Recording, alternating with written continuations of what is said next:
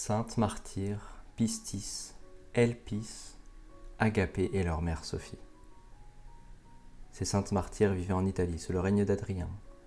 Elles étaient originaires d'une riche et pieuse famille et leur mère Sophie les élevait dans la foi, l'espérance et la charité, dont elle leur avait donné les noms.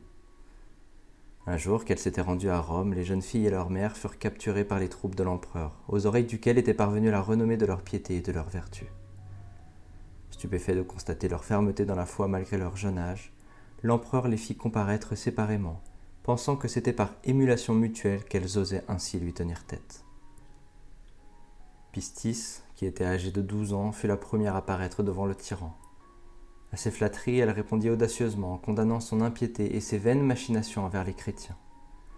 Furieux, l'empereur fit mettre à nu la jeune fille et la fit flageller sans pitié. On lui arracha ensuite les seins, d'où sortit du lait au lieu du sang. Les autres tortures qu'il fit subir à la sainte restèrent sans effet, protégée qu'elle était par la puissance de Dieu. Enfin, c'est encouragée par sa mère à supporter avec joie la mort qui devait l'unir au Christ, qu'elle eut la tête tranchée. L'empereur fit ensuite venir Elpis, qui était âgée de 10 ans. Tout aussi ferme pour confesser le Christ que sa sœur, elle fut flagellée puis jetée dans une fournaise ardente qui s'éteignit à son contact.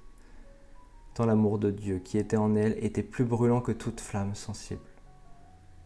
Après bien d'autres inutiles tortures, elle mourut, elle aussi par le glaive, en rendant grâce à Dieu. Adrien, dont la colère tournait à la folie, fit venir la troisième sœur, Agapé, qui n'était âgée que de 9 ans. Mais il trouva chez l'enfant la même fermeté virile que chez ses sœurs. Il la fit suspendre à un gibet et entraver si étroitement que ses membres se rompaient sous les liens. Jetée dans une fournaise, elle fut elle aussi délivrée par un ange et eut la tête tranchée. Leur mère, Sophie, exultant spirituellement de voir ses filles rejoindre si glorieusement les demeures des saints, mais accablée par la douleur humaine, rendit quelques jours plus tard son âme à Dieu sur le tombeau de ses filles.